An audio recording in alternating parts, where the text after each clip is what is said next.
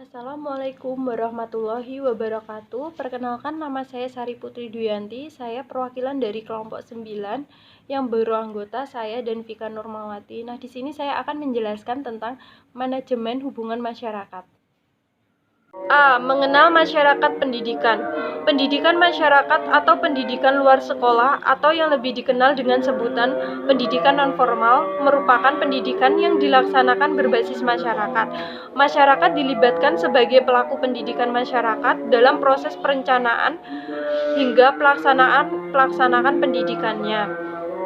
Pada Undang-Undang Republik Indonesia Nomor 20 Tahun 2003 tentang Sisdiknas, pendidikan nonformal diselenggarakan bagi masyarakat yang memerlukan layanan pendidikan yang berfungsi sebagai pengganti, penambah, dan atau pelengkap pendidikan formal dalam rangka mendukung pendidikannya sepanjang hayat. Pendidikan sebagai usaha membina dan mengembangkan pribadi manusia, baik dari aspek rohani dan jasmani, juga berlangsung secara bertahap. Pendidikan adalah sebuah proses perubahan sikap dan tata laku seseorang atau sekelompok orang dalam usaha mendewasakan manusia melalui upaya pengajaran dan pelatihan. B. Hakikat dan tujuan humas. Hakikat humas merupakan gabungan antara seni dan ilmu yang memprediksi kecenderungan, memperkirakan konsekuensi, memberi saran kepada pemimpin organisasi dan melaksanakan rencana kegiatan sebagaimana telah ditetapkan untuk melayani kepentingan publik dan organisasinya. Nah, tujuan humas pertama, meningkatkan dukungan, bantuan, dan partisipasi dari publik dalam bentuk sarana, prasarana, tenaga, dana untuk memudahkan pencapaian tujuan organisasi.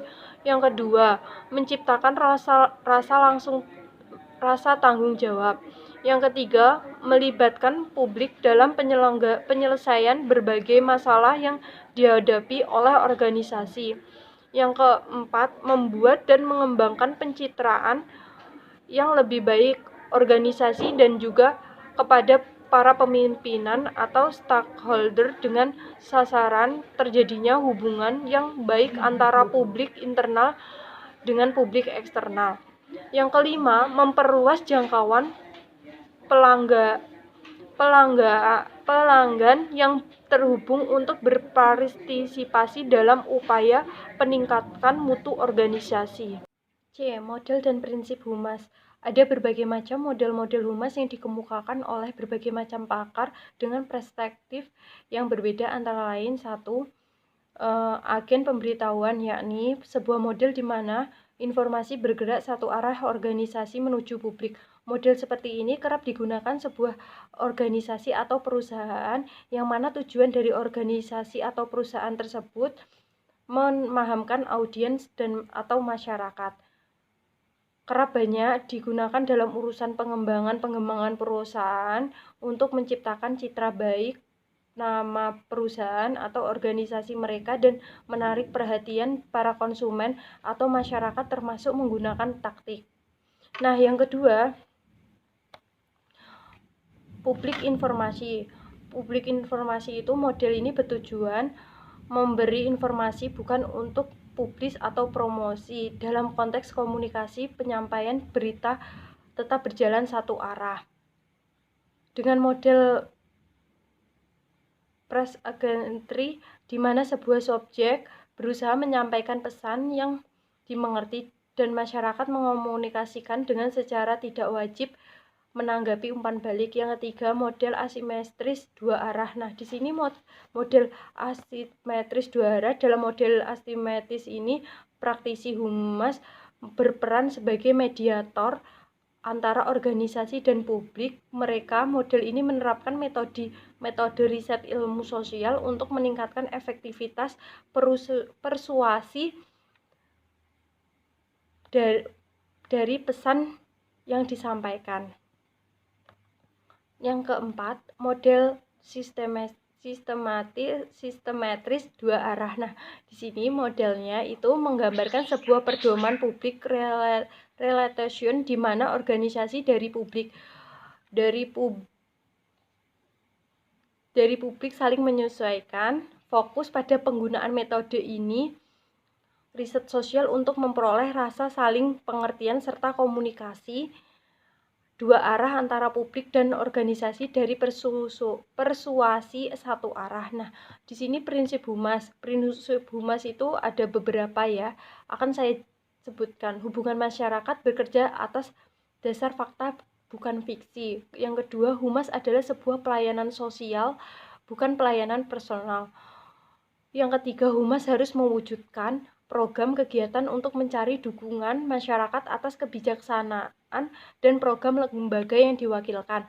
Yang keempat, humas tidak boleh melakukan penipuan maupun pembohongan media massa. Yang kelima itu, humas harus menjadi komunikator yang efektif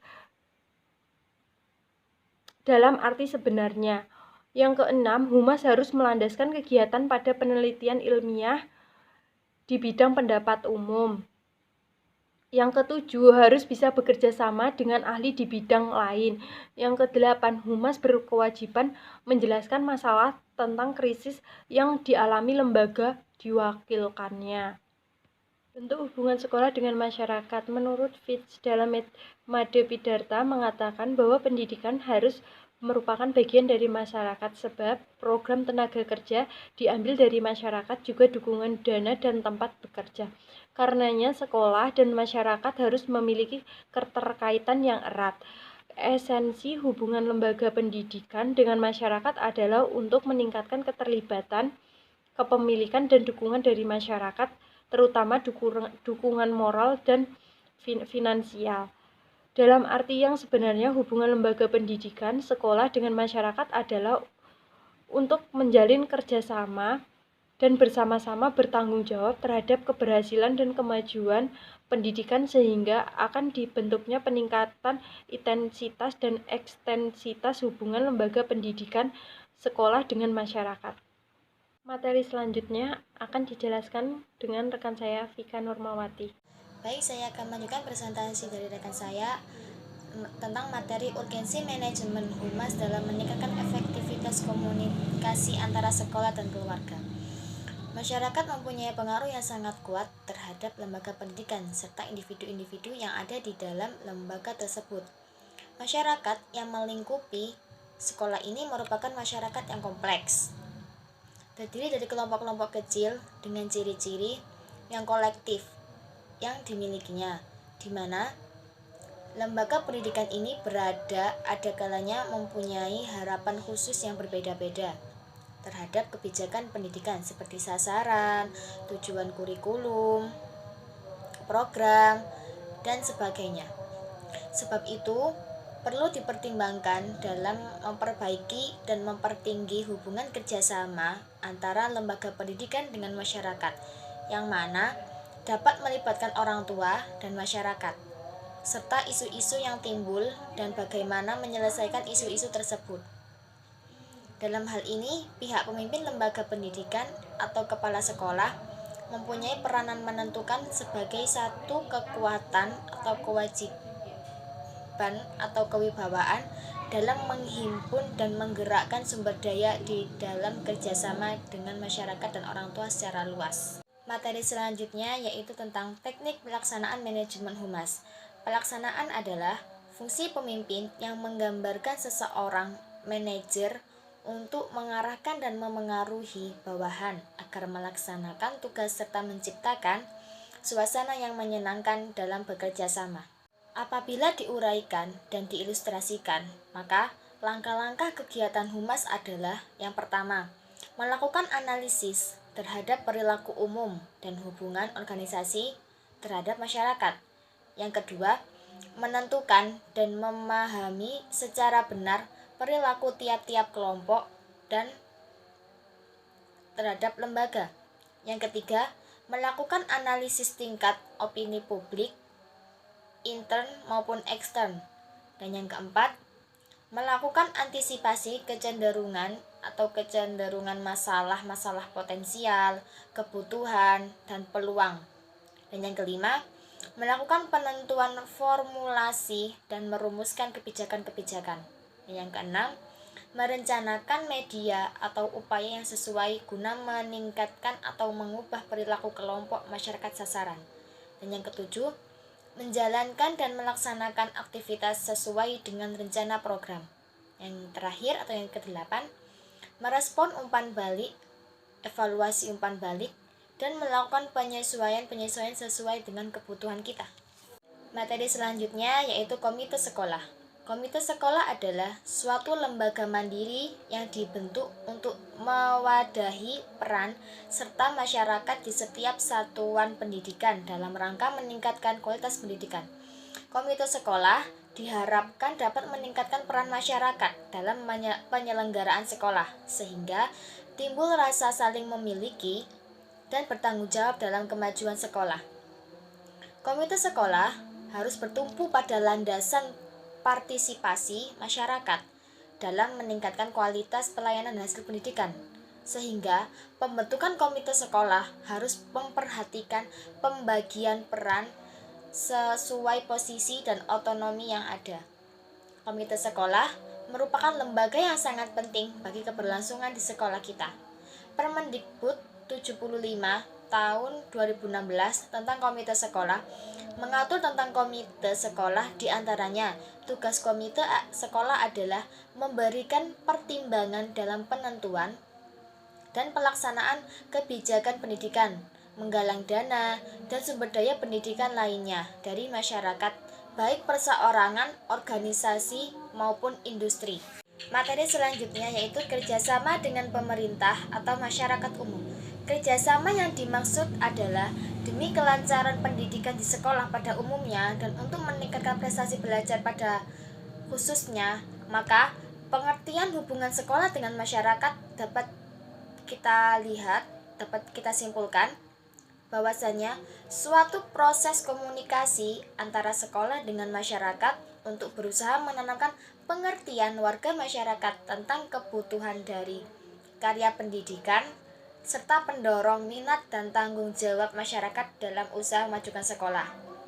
Pada dasarnya, dari pengertian di atas mengandung makna pokok yang sama, bahwa hubungan masyarakat adalah merupakan kegiatan manajemen dalam menciptakan hubungan harmonis antara suatu lembaga dengan masyarakatnya. Kita bisa mengambil contoh seperti kerjasama humas dengan masyarakat umum seperti organisasi sukarela. Materi yang terakhir yaitu problematika dalam manajemen humas. Yang pertama, pola koordinasi bagian humas dengan bagian lain tidak terjalin dengan baik. Dan yang kedua, kedudukan humas dalam struktur suatu kelembagaan yang belum berarti. Dan yang ketiga, kurangnya dukungan sarana dan prasarana atau infrastruktur di bidang humas. Baik, sekian presentasi dari kelompok 9. Apabila ada kurang lebihnya kami mohon maaf. Wassalamualaikum warahmatullahi wabarakatuh.